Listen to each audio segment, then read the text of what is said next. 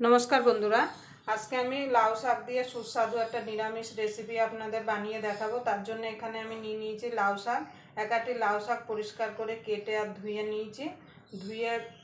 नियेछि are एखाने डाटाटा आलादा करे नियेछि। आपनारा एई लाउ शाकटा जे कोनो निरामिष दिने बानिये फेलते पारेन। गरम भातेर संगे खेते किन्तु असाधारण लागे आर बानानो जेमन सोजा खेतेও किन्तु दारुण लागे। আমি কিভাবে এই লাউ শাকটা বানাই তার জন্য আপনারা পুরো ভিডিওটা দেখবেন। আশা করি আপনাদের ভালো লাগবে। যদি ভিডিওটা দেখে আপনাদের ভালো লাগে অবশ্যই একটা লাইক করে দেবেন, শেয়ার করে দেবেন আর চ্যানেলটা অবশ্যই সাবস্ক্রাইব করে নেবেন আর পাশের বেল আইকনটা অবশ্যই বাজিয়ে দেবেন আমি যখন কোনো নিত্য নতুন রেসিপি আপলোড করব সবার আগে পাওয়ার জন্য। তাহলে চলুন আমি এবার রান্নায় চলে যাব।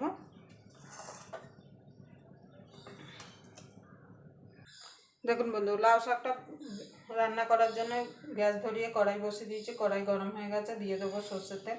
অবশ্যই কিন্তু সর্ষের তেলে রান্না করবেন, তাতে কিন্তু খেতে ভালো লাগবে।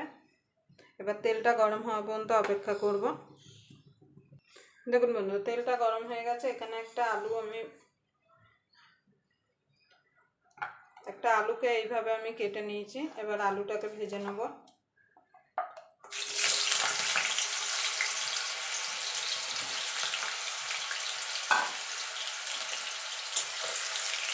আলুটা ভাজা হতে হতে একটা মশলা রেডি করে নেব। তার জন্য এখানে নিয়ে নিয়েছি মিক্সির জার, দিয়ে দেবো পোস্ত। এখানে পোস্তটা কিন্তু একটু বেশি লাগবে। এবার পোস্তটাকে আমি শুকনো আগে ঘুরিয়ে নিয়ে আসবো মিক্সিতে। দেখুন বন্ধুরা, আমি মিক্সিতে পোস্তটা ঘুরিয়ে নিয়ে এসে এবার দিয়ে দেবো 5টা কাঁচা লঙ্কা। ঝালটা আপনাদের স্বাদ মতো দেবেন আর অল্প করে জল দিয়ে একটা স্মুথ পেস্ট বানিয়ে নিয়ে আসবো। দেখুন বন্ধু, আলুটা ভাজা ভাজা হয়ে গেছে। দিয়ে দেবো একটু কালো জিরে। এবার কালো জিরেটা একটুখানি ভাজা ভাজা করে নেব। এবার এখানে যে ডাটাটা কেটে রেখেছিলাম ডাটাটা দিয়ে দেবো।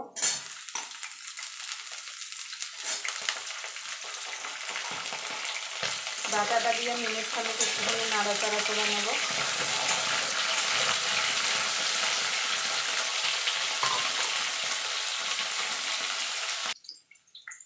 দেখুন বন্ধু, মিনিট খানেক আমি নাড়াচাড়া করে নিয়েছি।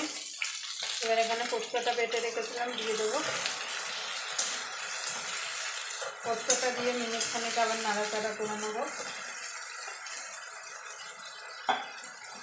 জারটা ধুয়ে জল দিয়ে দেবো, মিক্সির জারটা ধুয়ে।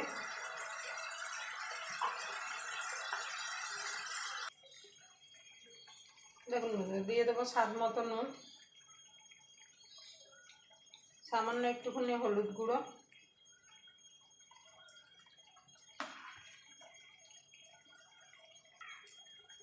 দেখুন বন্ধুরা একটু নাড়াচাড়া করে দেবো।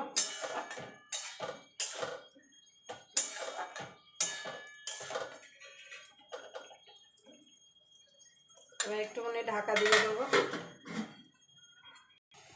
দেখুন বন্ধুরা মিনিট দুয়েক আমি ঢাকা চাপা দিয়ে এটাকে রান্না করে নিয়েছি। দেখুন আলু ডাটা সব সিদ্ধ হয়ে গেছে। এবার দিয়ে দেবো পাতাটা, কেন একদম কচি পাতা তো। পাতাটা দিয়ে ভালো করে নেড়ে দেবো।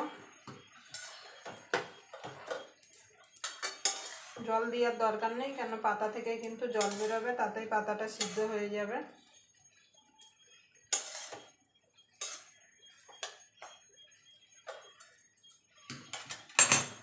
এবার ঢাকা দিয়ে দেবো।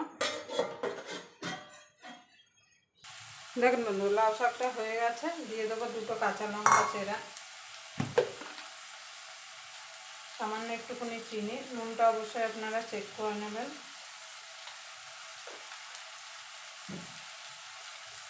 এবার ভালো করে নাড়াচাড়া করে নেব। এবার দিয়ে দেবো একটুখানি কাঁচা সর্ষের তেল। এই কাঁচা সর্ষের তেলটা দিলে কী হবে, খেতে ভালো লাগবে।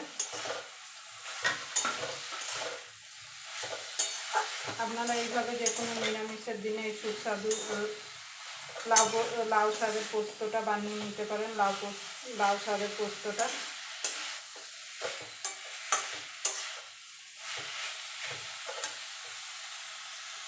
দেখুন বন্ধুরা, লাউ শাকটা হয়ে গেছে। এবার নামিয়ে নেব। আবার আপনাদের সঙ্গে কোনো নতুন রেসিপি নিয়ে দেখা হবে। ততক্ষণ পর্যন্ত আপনারা ভালো থাকবেন, সুস্থ থাকবেন।